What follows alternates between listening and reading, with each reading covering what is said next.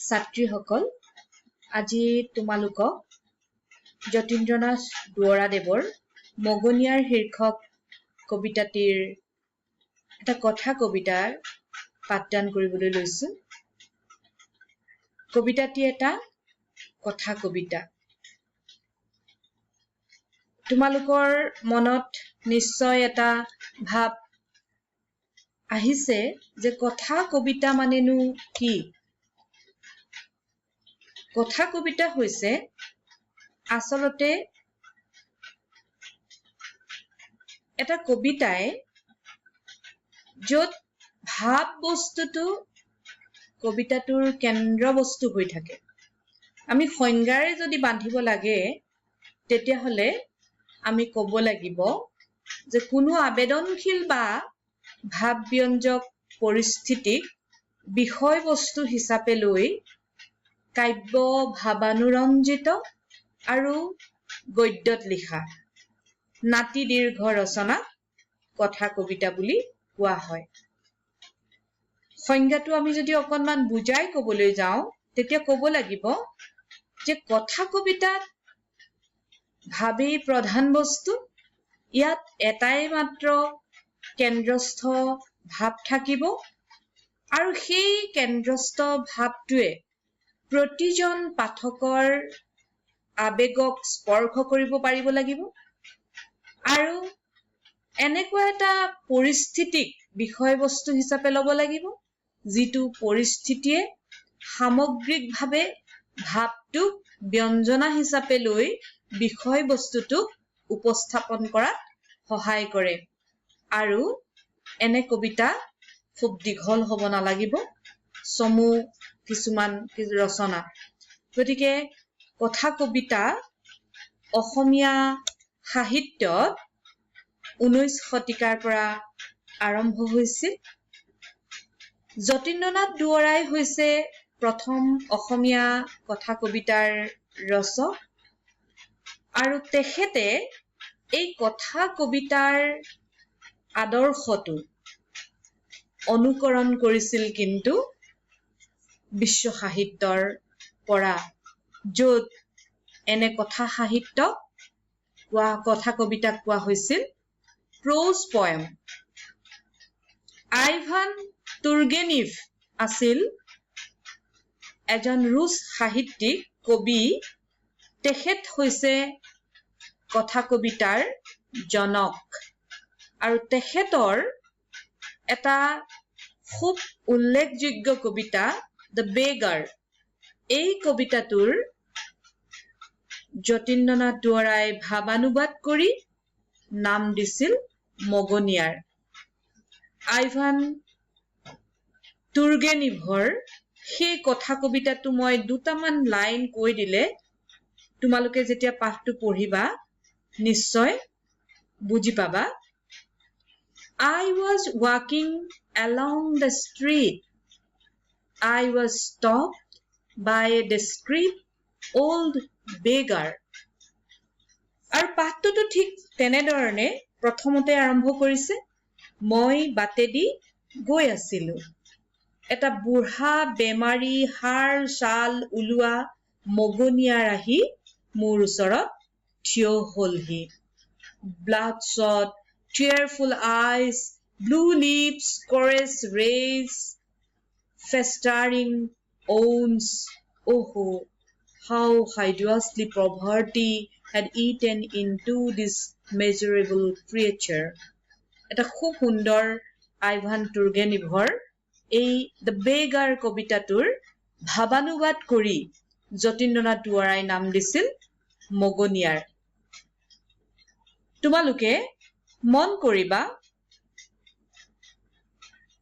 যতীন্দ্ৰনাথ দুৱৰাৰ কবিতাসমূহত আমি যদি চাওঁ বিশেষকৈ দুজন কবিৰ বিদেশী কবিৰ প্ৰভাৱ তেওঁৰ কবিতাত খুব উল্লেখযোগ্য বৰঙণি আগবঢ়াইছে আৰু সেই ব্যক্তিসকলৰ এজন হৈছে আইভান তুৰ্গেনিভ আৰু আনজন হৈছে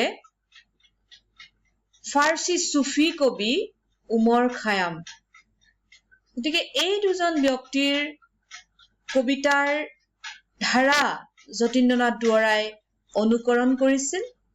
আজি আমি যিটো কবিতা পঢ়িম সেই কবিতাটোৰ আদৰ্শ আছিল আইভান তুৰ্গেনিভ, আৰু তেখেতেই আছিল বিশ্ব সাহিত্যত কথা কবিতাৰ প্ৰথমজন সৃষ্টিকৰোতা, আৰু অসমীয়া সাহিত্যত প্ৰথম কথা কবিতাৰ ৰচক বুলি ক'বলৈ গ'লে আমি যতীন্দ্ৰনাথ দুৱৰাৰ নাম ক'ব লাগিব।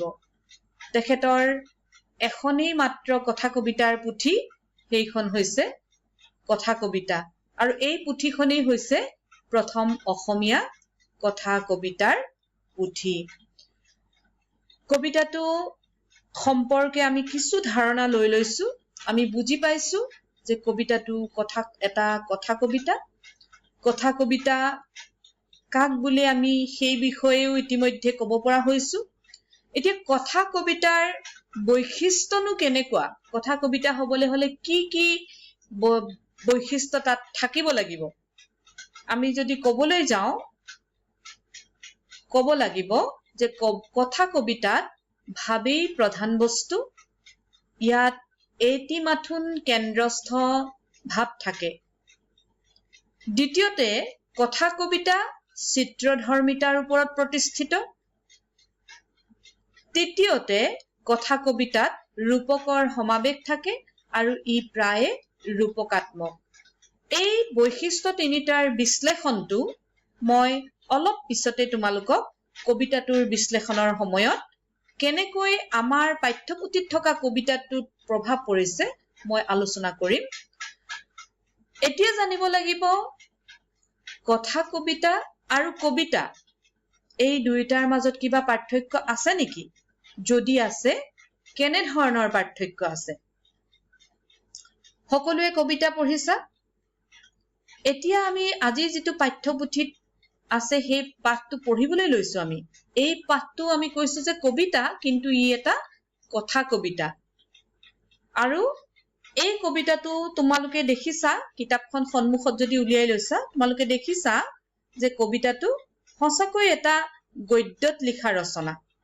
গতিকে চোৱা, কবিতা আৰু কথা কবিতাৰ মাজত পাৰ্থক্য যদি দেখুৱাবলৈ যাওঁ, তেতিয়াহ'লে প্ৰথম আমি ক'ব লাগিব যে কবিতা পদত ৰচনা কৰা থাকে, কিন্তু কথা কবিতা গদ্যত লিখা থাকে।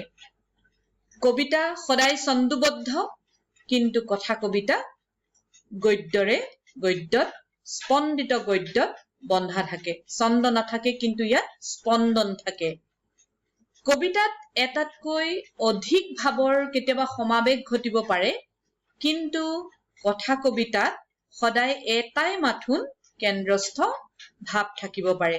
আজি আমি পঢ়িবলৈ লোৱা কবিতাটোতো এটাই মাত্ৰ ভাৱ, আৰু সেই কেন্দ্ৰস্থ ভাৱটোৱে কেনেকৈ কবিৰ মনত আবেদন সৃষ্টি কৰিছিল আৰু পাঠকৰ মনত কেনেকৈ ভাৱৰ ব্যঞ্জনা সৃষ্টি কৰিছিল, আমি সেই বিষয়ে পাঠটো পঢ়িলেই বুজিব পাৰিম।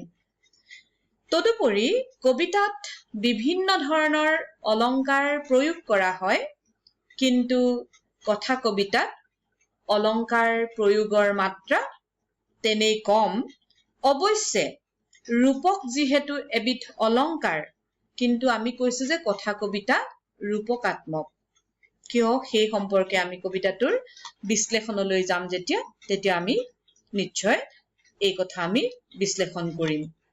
এতিয়া চোৱা, যিকোনো এটা পাঠ পঢ়িবলৈ যাওঁতে আমি প্ৰথম সেই পাঠটো সম্পৰ্কে কিছু ধাৰণা কৰি ল'ব লাগিব। দ্বিতীয়তে সেই পাঠটো লেখকজন সম্পৰ্কে আমি কিছু কথা জানিব লাগিব। এতিয়া আজি আমি যিটো পাঠ পঢ়িছো, সেই পাঠটো আমি কৈছো এটা কথা কবিতা। গতিকে আমি কবি পৰিচয় বুলিয়ে কৈছো। যদিও গদ্যত লিখা, তথাপিও ই এটা কথা কবিতা যিহেতু, গতিকে আমি যতীন্দ্ৰনাথ দুৱৰাক ইয়াত আমি কবি পৰিচয় হিচাপেহে আগবঢ়াইছো। আমি কোনবোৰ কথা কবিজনৰ জানিব লাগিব? প্ৰধানকৈ জানিব লাগিব তেখেতৰ জন্ম, তেখেতৰ মৃত্যুৰ চনখিনি। মই শ্লাইডখনত উল্লেখ কৰিছো আৰু তোমালোকৰ পাঠ্যপুথিতো আছে, চাবা। আৰু তেখেতক আমি অসমীয়া সাহিত্যত বনফুলৰ কবি ৰূপে জানো। বনফুল তেখেতৰ এখন উল্লেখযোগ্য আচলতে কাব্যপুথি, আৰু সেই কাব্যপুথিখনৰ বাবেই তেখেতে প্ৰথমবাৰৰ বাবে অসমীয়া সাহিত্য অকাডেমি বঁটা লাভ কৰিছিল। আৰু সি আমাৰ অসমীয়া সাহিত্যত এটা গৌৰৱৰ কথা, আৰু বোধ কৰো সেই কাৰণেই যতীন্দ্ৰনাথ দুৱৰাক অসমীয়া সাহিত্যত বনফুলৰ কবি ৰূপে জনা যায়। উল্লেখযোগ্য দুটা কথা যে এই কবিতা পুথিখনৰ বাবেই যতীন্দ্ৰনাথ দুৱৰাই প্ৰথমবাৰৰ বাবে সাহিত্য অকাডেমি বঁটা লাভ কৰিছিল, সেইটো এটা সত্য। দ্বিতীয়তে ইয়াৰ পূৰ্বতে অসমীয়া সাহিত্যত কোনো এজন সাহিত্যিক কবি সাহিত্যিকে সাহিত্য অকাডেমিৰ দৰে সাহিত্যৰ আটাইতকৈ সৰ্বশ্ৰেষ্ঠ যিটো সন্মান, সেই সন্মানটো লাভ কৰিব পৰা নাছিল। গতিকে এই পইণ্টত দুটা প্ৰশ্ন তোমালোকৰ সন্মুখত আছে। এটা হৈছে বনফুল কাব্যপুথিখনৰ প্ৰথমবাৰৰ বাবে অসমীয়া সাহিত্য অকাডেমি বঁটা লাভ কৰা কাব্যপুথিখনৰ নাম কি, বা অসমীয়া সাহিত্যত প্ৰথম সাহিত্য অকাডেমি বঁটা লাভ কৰা কবিজনৰ নাম কি, মন কৰিবা তোমালোকে। তদুপৰি যতীন্দ্ৰনাথ দুৱৰাৰ আৰু কেইখনমান কাব্যপুথি আমি পাওঁ। সেইবিলাকৰ ভিতৰত উমৰ তীৰ্থ, মই আগতেই কৈছো উমৰ তীৰ্থ কাব্যপুথিখন তেখেতে উমৰ খয়াম নামৰ এজন ফাৰ্চী চুফী কবিৰ ৰুবায়ত নামৰ কাব্যপুথিখনৰ অনুবাদ কৰিছিল। এই উমৰ তীৰ্থ নাম দিছিল উমৰ তীৰ্থ। উমৰ তীৰ্থৰ মূল হৈছে ৰুবায়ত, আৰু ৰুবায়তৰ ৰচক হৈছে উমৰ খায়াম। এই সম্পৰ্কে তোমালোকৰ কেইবাটাও অকণমান ইফাল সিফাল কৰি প্ৰশ্ন কেইটামান আহে ইয়াত, চাবাচোন এবাৰ।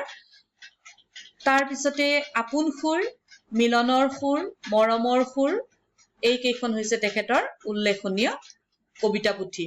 মই পিছৰ পইণ্টটোত এইটো সম্পৰ্কে তোমালোকক অৱগত কৰিছোৱেই যে ফাৰ্চী চুফী কবি উমৰ খয়ামৰ ৰুবায়ত পুথিখন অসমীয়ালৈ যতীন্দ্ৰনাথ দুৱৰাই অনুবাদ কৰি নাম দিছিল উমৰ তীৰ্থ। গতিকে উমৰ তীৰ্থখনৰ মূল কি? ৰুবায়ত। আৰু ৰুবায়তখন কোনে লিখিছিল? উমৰ খায়ামে। উমৰ খায়ামৰ ৰুবায়তখন অসমীয়ালৈ অনুবাদ কৰি যতীন্দ্ৰনাথ দুৱৰাই নাম দিছিল উমৰ তীৰ্থ। এইকেইটা কথা অকণমান মন কৰিবা।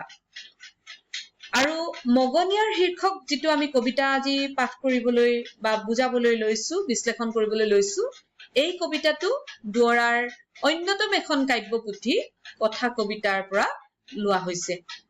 মূল কথা এইখিনিয়ে, যতীন্দ্ৰনাথ দুৱৰা সম্পৰ্কে জানিবলগীয়া এই কথাখিনিকে, এই পইণ্ট কেইটাকে তোমালোকে খুব সুন্দৰকৈ আওৰাই ল'বা, আৰু তাৰপিছত মনত ৰাখি পেলাই ইয়াৰ পৰা বিভিন্ন প্ৰশ্নোত্তৰো কৰিব পাৰিবা। লগতে কবি পৰিচয় যদি দিবলৈ আহে, যতীন্দ্ৰনাথ দুৱৰাৰ কবি পৰিচয় এটা দিয়া বুলি ক'লে তোমালোকে সুন্দৰকৈ এইকেইটা পইণ্ট বিশ্লেষণ কৰিলে এটা ধুনীয়াকৈ কবি পৰিচয় হ'ব। আমি ইতিমধ্যে যথেষ্ট কথা আলোচনা কৰিছো, যে কবি পৰিচয় সম্পৰ্কে জানিলো, যে ই এটা কথা কবিতা। কথা কবিতা কাক বোলে আমি জানিব পাৰিলো, কথা কবিতাৰ বিভিন্ন বৈশিষ্ট্যবোৰ আমি জানিব পাৰিলো, কথা কবিতা আৰু কবিতাৰ মাজত পাৰ্থক্যবোৰ আমি জানিব পাৰিলো। এতিয়া আমি কবিতাটোৰ বিশ্লেষণলৈ যাওঁচোন। মূল ভাৱবস্তু বুলি ক'বলৈ গ'লে মগনিয়াৰ শীৰ্ষক কবিতাটিৰ মূল ভাৱবস্তু হৈছে দৰিদ্ৰতাৰ আন্তৰিকতা।